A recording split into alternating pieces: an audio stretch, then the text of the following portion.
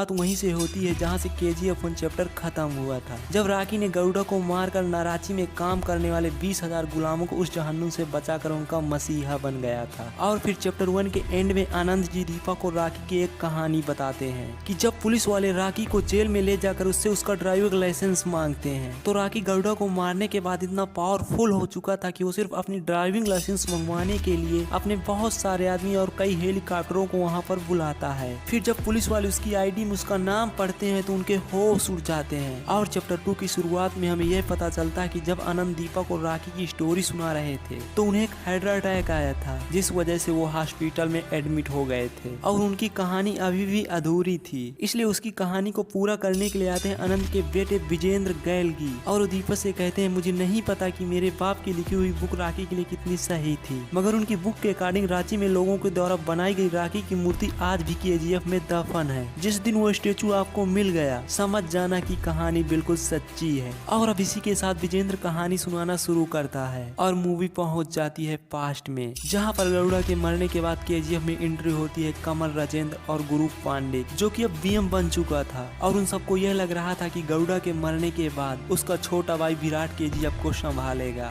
इसलिए वो लोग उसका राज्याभिषेक करने के लिए उसका वेट कर रहे होते हैं। और तभी यहाँ पर एक हेलीकॉप्टर लैंड होता है जिसमें रॉकी की एक ग्रैंड एंट्री होती है और वो सूट वूट के साथ जाकर गरुड़ा के चेयर में बैठ जाता है, यानी कि उसने विराट को पहले ही मार दिया था। और अब KGF का बाप रॉकी है और रॉकी अपने साथ साथ रीना को भी उठाकर वहाँ ले आता है क्योंकि वो उसे लाइक करने लगा था। इसलिए कमल को रॉकी के ऊपर बहुत गुस्सा आता है, लेकिन रॉकी उसे गुस्से में आकर मार देता है, जिस वजह से वहाँ पर खड़े सभी लोग चुपचाप बैठ जाते हैं और समझ जाते हैं कि रॉकी KGF में गरुड़ा को मारने नहीं बल्कि KGF जीतने के लिए आया था। लेकिन रॉकी बाकी के लोगों को नहीं मारता क्योंकि वो जानता है कि अगर उसने सभी लोगों को मार दिया तो वो बिजनेस किसके साथ करेगा। जिससे राजेंद्र रॉकी से कहता है कि गरुड़ा को मारने के लिए हमने एक रॉकी पैदा किया था, इस रॉकी को मारने के लिए एक और रॉकी नहीं पैदा हो सकता क्या? जिससे रॉकी कहता है कि मेरे बाप से नहीं हो सका तो मेरे बाप की कसम किसी और से भी नहीं हो सकेगा। और रॉकी के आने के बाद KGF की लोगों की लाइफ बदल जाती है। उन्हें रहने के लिए घर और खाने के लिए खाना और पहनने के लिए ढंग के कपड़े मिलने लगते हैं, जिस वजह से वो लोग बाहर की जिंदगी छोड़कर यहीं KGF में रॉकी के साथ रहना चाहते हैं। फिर जब रॉकी रीना को अपने हेलीकॉप्टर में बैठाकर महल में ला रहा होता है तो वो नीचे से पूरे KGF के लोग बहुत खुश होते और सब सर उठाकर सलाम ठोकते हैं। पर नेक्स्ट सीन में रॉकी गरुड़ा के खास सिपाही बलराम के पास जाता है जिसे उसने बांध कर रखा था।